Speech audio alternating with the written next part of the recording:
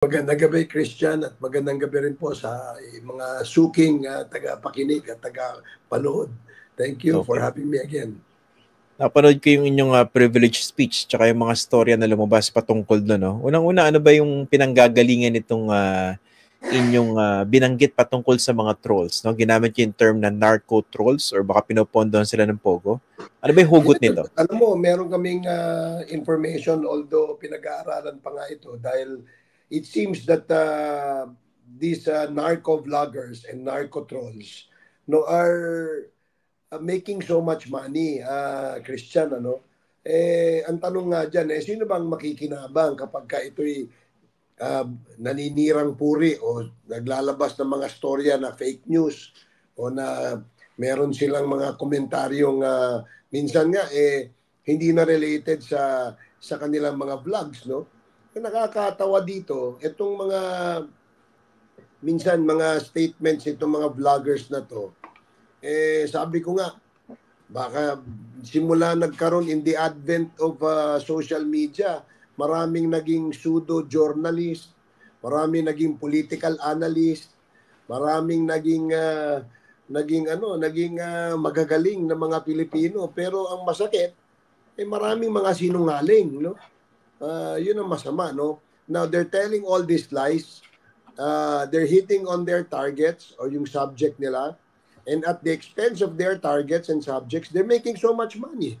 Alam mo naman na, Christian, kapag ito'y nakakaabot ng X number of shares and views, no, they get paid. No, they monetize this. Hindi naman bago sa atin yun. Marami na tayong information na tanggap tungkol dyan. At dahil sa malalaki ang mga binabaya dito, sinong nasa likod nito? Okay. Siguro yung pinaka-nasaktan, no, dito sa investigation ng Quad. Sino yung mga yan? Yan yung mga drug syndicates or drug lords, pati yung mga illegal POGO operators or people behind these POGO operations. Okay. Ano ba, gaano ba katindi yung binabanggit niya ng mga banat sa Quadcom? Kasi pwedeng sabihin na, hindi, baka naman balat sibuyas lang yung mga kongresista dahil public officials kayo, dapat, di ba, sanay din kayo sa mga kritisismo. Pero can you give us examples kung gaano katindi ba yung mga banat nila? Yung sinasabi yung fake information. Halimbawa, no, sinasabi nila na ako ay drug lord, no?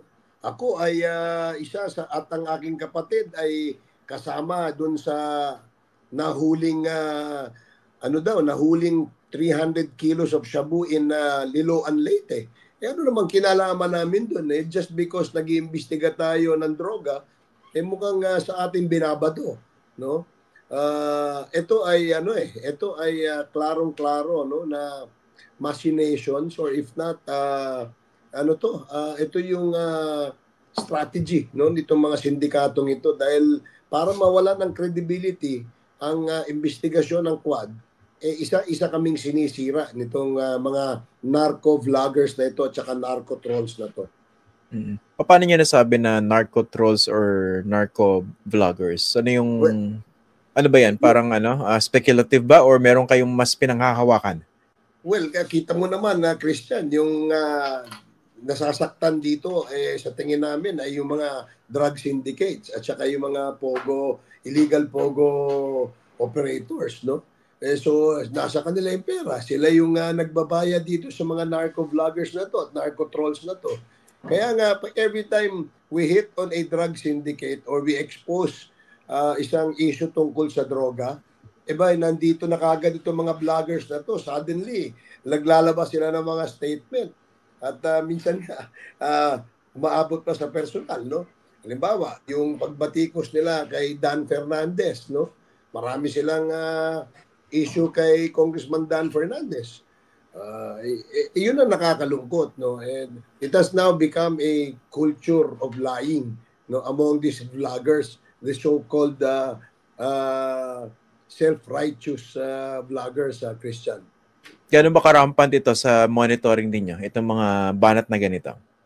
Nako, ayaw na lang namin basahin I'm sure a lot of because our supporters are actually the ones letting us know. Sinasabi sa amin, meron na naman banat si Pedro, tsaka si Juan, tsaka si Maria, binanatan ka na naman.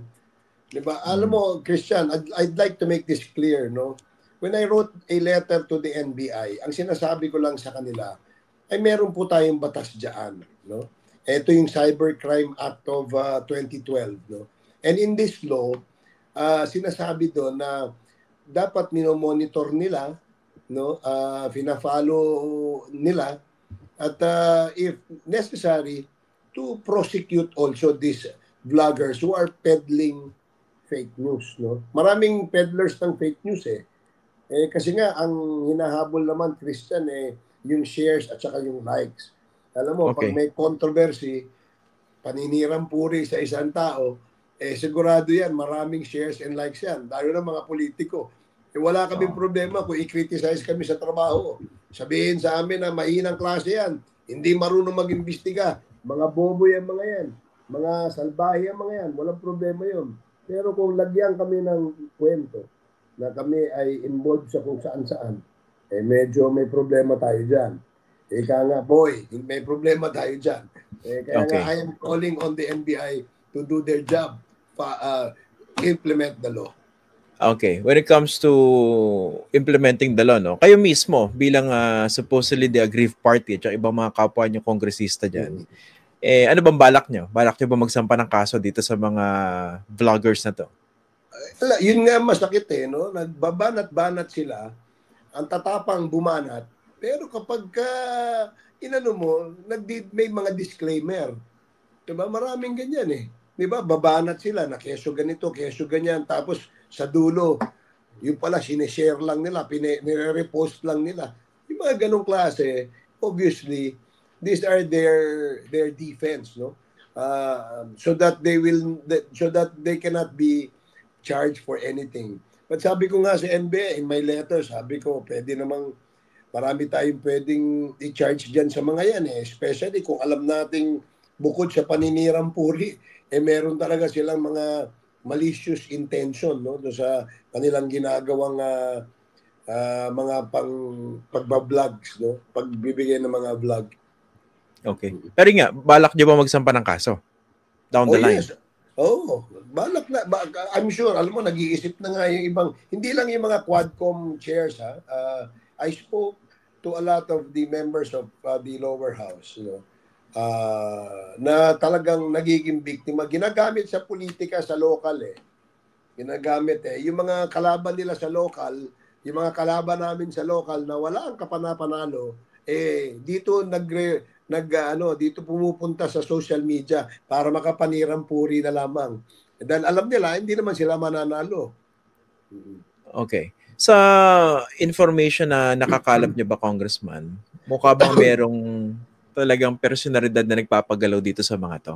Kunwari, baka kinokontrata ilang mga vloggers para sabihin itong ganito, ikalat yung ganito, pare-pareho yung sinasabi, tapos may pondo. Meron. Yung pondo, no doubt, no? May pondo tayo dyan. Kung kanino galing, alam na rin namin. But we're still validating and getting more information as to who is behind, no? Financing all this, no? Obviously, ang kanilang intention is to defend, to defend someone, no? And it seems that at the moment, naman kung sino yung dinedepensahan, no? And siguro just to be fair, no, dahil hindi pa naman validated at verified yung aming information na shinare sa amin, hindi muna namin ilalabas. But we know very well that there are people, who are these people behind the propaganda machinery to destroy the sitting members of Congress, including the members of the Quad. Okay. Hindi ko naman muna tatanungin kung sino ba sa tingin niyo yung eksaktong mga tao na nagpapagalaw sa mga ito. Pero nung binanggit niyo yung meron silang dinedefend na someone na alam naman natin, base kasi rin sa mga investigasyon na lumabas dyan sa Quadcom, ang talagang tinatamaan dito, yung mga Duterte. Di ba? At yung kanilang mga kaalyado. So ito ba yung mga dinedefend dito mga vloggers sa binabanggit ninyo? Sila ba? Tingnan mo yung mga post nila, di ba? You look at the history of their vlogs and their posts. No, makikita mo sinong dinidepensa nila, sino yung pinopromote nila, sino yung nagbe-benefit sa kanilang vlogging. No, that's the point eh. Sino ba yung nagbe-benepisyo? Whether there is an instruction or none at all, i-set aside muna natin yon, pero tingnan natin kung sino yung mga yan para makilala natin. No, I'm not saying na meron ng orders, merong orders galing sa kung saan para depensahan sila. No.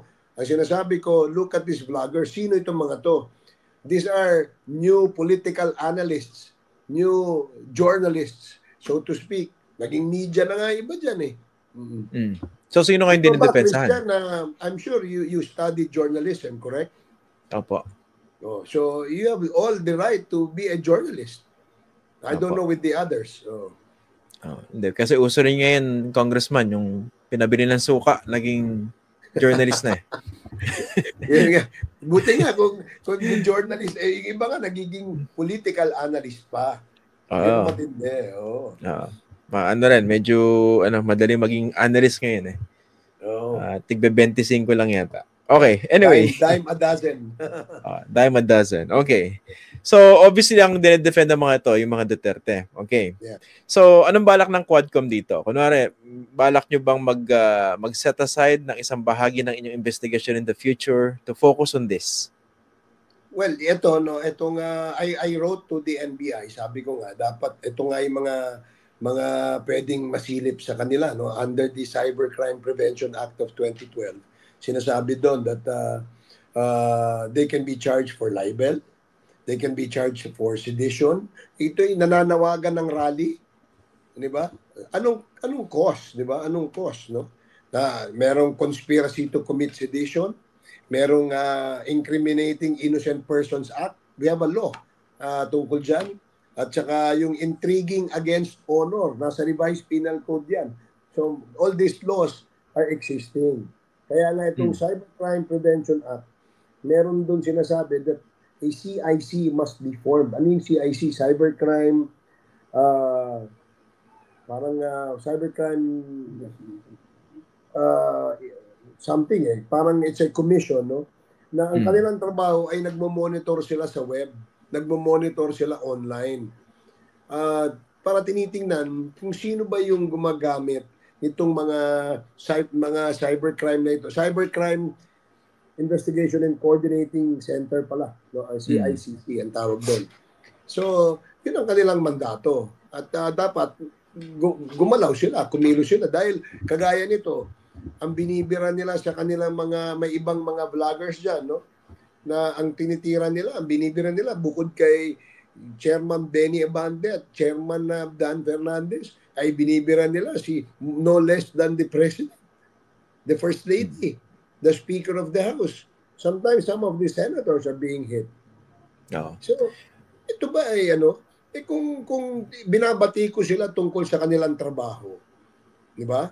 Halimbawa, batikusin nila ang trabaho ni let's say Senator Robin Padilla, Senator Bato de la Rosa, Senator Bongo, Senator Mig Subiri, or who else, no? Yung mga yan, mga Mindanawan, doon nila batikusin kung gusto nila. Yung performance, kunyari, halimbawa. Baka sorry. Yeah. Baka wala silang makitang puna doon sa mga binanggit yung senador. Kasi baka impeccable yung kanilang legislative record. Yun lang naman sa akin kasi sobrang gagaling ng mga binanggit niya eh. Robin Padilla, Bato, tsaka Bongo. Mahirap yata i-criticize yun. Ang gagaling nun. Pinakamatatalino yan.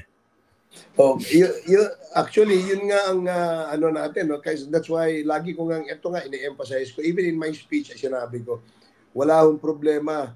Magsawa kayo, kakabati ko sa amin basta related sa performance ng aming trabaho. Wala ho kaming problema dyan. Kung kami isang lingkod bayan, batikusin nyo kami bilang isang lingkod bayan. Pero kung pahiran nyo kami ng walang katotohanan ng mga issue na ikasisira ng pangalan, ng honor natin, ilalaban po natin yan. Okay. Technically, pwede nyo ipatawag yung mga yan sa Quadcom, no? Balak nyo bang gawin yan? Actually, baka sumikat lalo eh. Pero tingnan natin. No? Tingnan natin. Wala pang resolution na na ipinapaasa, no? Para magkaroon ng ganun. Although I heard marami pong mga congressman are actually looking into the issue of the local vloggers, no, sa kanilang lugar. Okay. Pero syempre, kidding aside, yung kanina, yung kina Bongo, syempre, may halong biro yun. Pero para may halong totoo rin naman yung sinabi ko. Hindi, puro biro pala yun. Sarcastic yun. Okay. Hindi, ang isang concern ko rito is bilang isang mamamahayag din po, no? How do you draw the line between free speech and abusing what is written in the Cybercrime Prevention Act? Kasi pwede kasing, di ba, napaka-powerful po kasi technically ng mga nasa poder. Kayo yon, mga politiko. Meron kayong kapangyarihan and it's a given that you should be able to accept criticism. Kahit na below the belt, di ba? Dapat kaya niyo yun eh. So how do you establish that balance? Naintindihan ko rin naman, talagang iba sobra na, invento yung kanilang mga ibinabato sa mga katulad ninyo. Pero yun nga, iniisip ko rin yung long-term effect nito. Baka naman konting kibot, pag napikon sina congressman, gamitin yung available resources or wherewithal na meron sila against people at baka maraming tamaan, unintended. Well, unang-una, no, alam naman natin, tinuturo sa atin yan. I'm sure tinuro din sa course mo yan, Christian, that rights is not absolute, diba? The freedom of expression, the freedom of the press, it's not absolute. Meron pong limitation yan. Kaya nga meron tayong mga batas na naglilimit dyan. Bakit? Para hindi po magamit, maabuso yan ng kahit sinong nasa poder o sinong powerful na tao, no? Sabi ko nga, no, bahala magsawa kayo kasi sira, no? Yung kakabatikos dun sa trabaho namin. Sabihin nyo na wala namang kwenta yung mga ginagawa nyo dyan. Puro lang kayo chismisan. Baka yan. Hindi pa yan na nakakapanghirang puri. Pero kung sabihin ko halimbawa na si Ace Barber sa isang drug lord, si Benny Abante ay isang pusher, at si Dan Fernandez sa isang user. Diba? Alam naman natin na maling-mali at malayo sa katotohanan yan dahil alam naman nila kung anong pinaglalaban natin. Nga pala, Congressman, kailan po ba magre-resume yung Quadcom investigation? We will be submitting our progress report. No? We will call it progress report for the meantime. Kasi nga, gusto namin ma-file na rin yung mga proposed remedial legislations na na-identify na namin, no? Doon sa aming 12 hearing. At syempre, meron din kami doon mga isasubmit na mga recommendations as to people who are found to be accountable into something, no? Accountable halimbawa sa EJK, accountable halimbawa sa proliferation of illegal pogo, and etc. no? Meron din po kaming recommendation diyan, and I will submit the report on the 17th, no? One day before we will go on Christmas break. December 17. 17, yes. So, pero sa itong December 12, on Thursday, meron kaming isang hearing pa ulit, no? Ang topic naman namin ay drugs ulit at EJK. I think meron pang yung mga na-vet ng aming legal team na mga witnesses ay bibigyan namin ng pagkakataon na magpahayag pa rin o magbigay pa rin ng kanilang testimonya. Mag-a-appear po ba uli si or inimbitahan ba uli si dating Pangulong Duterte dito sa December 12? Hindi na namin inimbitahan kasi we feel na sapat naman na yung information na nakuha namin nung 13 hours na hearing na present si dating Pangulong Duterte. In fact, mas maraming ang revelations at admissions ang ginawa dun sa Quad kesa dun sa nangyari sa Senate. So I think that is already sufficient as far as information is concerned. Isa po ba siya sa mga irerekomenda na makasuhan ng kriminal dahil doon sa mga lumabas sa inyong investigation?